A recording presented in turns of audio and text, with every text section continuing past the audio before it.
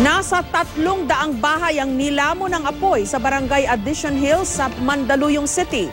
Umabot sa pinakamataas na alarma ang sunog. Pahirapan ang pag-apula dahil malayo ang pagkukunan ng tubig. Isang helicopter pa ng Philippine Air Force ang tumulong sa pagpatay ng sunog. Live mula sa Mandaluyong City, may report si Rida Reyes. Rida?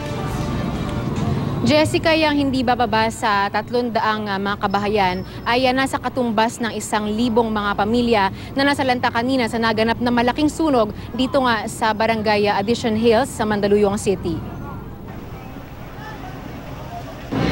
Mabilis kumalat ang apoy sa pulutong ng mga bahay sa kahabaan ng Molavi Street pasado 2:00 kaninang hapon. Sa lakas na sunog, wala pang 30 minutos, iniakyat na sa Task Force Alpha ang alarma.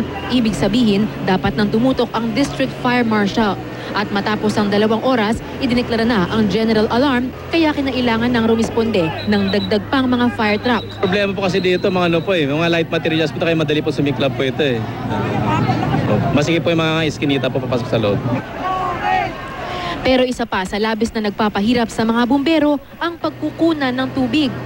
Ang problema kasi dito, kahit papagtulong-tulungan ng maraming bumbero itong apoy na ito na hanggang ngayon kumakalat pa rin, ang nagiging problema, itong area na ito walang pinakamalapit na fire hydrant. Kaya ang kanilang nagiging source ng pinagkukuhanan ng tubig, yun mismong mga linya ng tubig ng bawat bahay. Kaya hanggang ngayon, hirap na hirap ang mga bumbero sa pag-apula ng apoy na kumakalat na hanggang ngayon. Malayo fire hydrant eh. Saka kanilang yan, tubig. Kaya hindi bakit relay sila ng tubig papunta sa truck. Tumulong na rin ang 505th Search and Rescue Team ng Philippine Air Force para magsaboy ng tubig gamit ang helicopter. Ang mga nasunugan halos tulala habang pinapanood kung paano nilamon ng apoy ang kanilang mga ari-arian. Ay talagang malaho. Mahirap pong magsimula. Lalo kung hindi pa naman nasisimulan. Iba katulad niya, doon na lang yung bahay namin. Salamat na lang sa Diyos at nasalba yung iba. Yung iba andoon, pinabayaan na lang namin. Kasi kung mausok na, hindi na kami makaalis. 2 residente ang iniulat na sugatan. Kabilang si Mang Jun na naatrasan daw ng gulong ng truck ng bumbero.